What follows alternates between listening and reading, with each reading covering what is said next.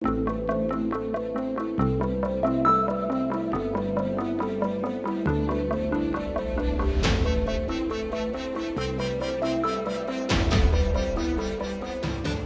my name's Matt Wilmot. I'm the lead academy strength and conditioning coach here at Leicester City Football Club.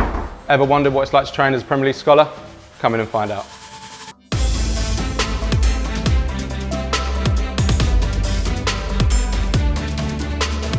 So we do a round of what we call neuromuscular fatigue monitoring jumps. It's part of our readiness to train strategy. One of the measures that we use to help plan that is our fatigue monitoring jumps. And it's basically a measure where they jump off a box and they're trying to land on the floor and bounce back up as quick as possible.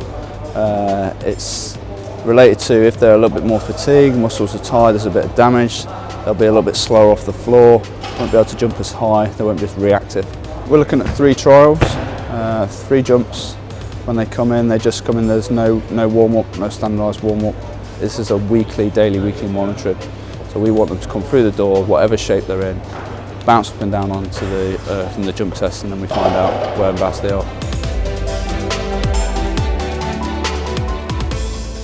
I look forward to it because obviously the gym helps you get better, stronger, faster, so you just look forward to it and just take it as it comes really. Since we've been doing these sort of exercises, I haven't had many injuries in my muscles, so I think it does help, yeah. What the Watt Bike gives us, it gives us an opportunity to monitor their power and see it improving throughout the weeks and throughout the months. So we'll always never really compare players, but it'll be very much individual. What the peak power has given us is just giving us an insight into the makeup of that player, and it's also given us an idea of how they're feeling in that day.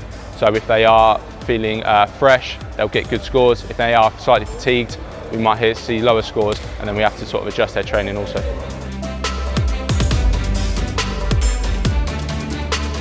The purpose of the split jerk is to really improve the athlete's hip and knee extending. The player will commonly lift fairly light, but the idea is that they lift it very quickly and they produce as much power as possible, much force as possible.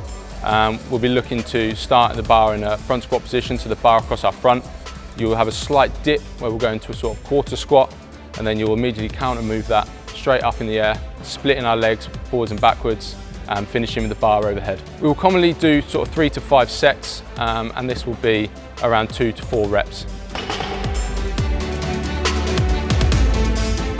The purpose of the squat jump is to improve the athlete's knee and hip extension, so mainly using their glute muscles and their quad muscles.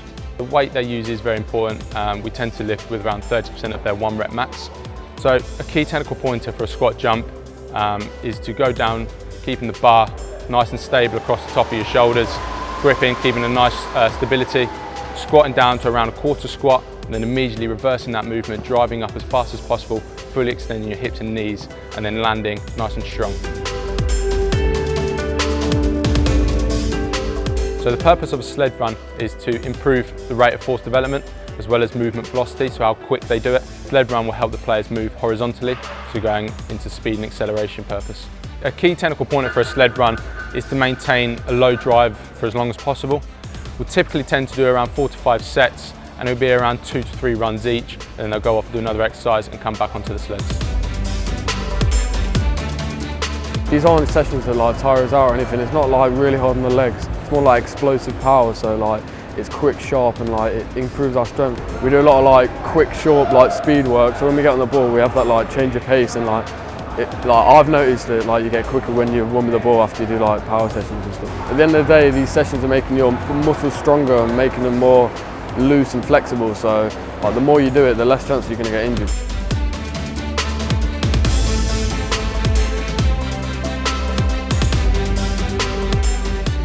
We're looking at players opening up and getting into speed distances, so total distance wise you're probably looking around about up to 6 kilometres. Each individual has their own GPS monitor. They will wear that every training session, every game. We're fortunate that we can do it in every game, so we can get their maximum match day statistics. So you can then adapt your sessions around that, so a guy might need additional fitness work because you've seen his heart rate's really elevated compared to like another player in that position. That's if you know your player well enough, and if you've seen that he's tired from his wellness questionnaires, from his RSI monitoring, you might say, okay, we might need to adjust his training in the forthcoming so that we're not fatiguing him in preparation for the forthcoming games.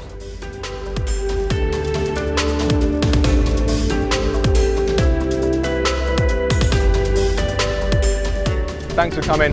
Hope you gained good insight on what we do on a day-to-day basis. If you have any questions, please leave them in the comment section below. Thanks for watching.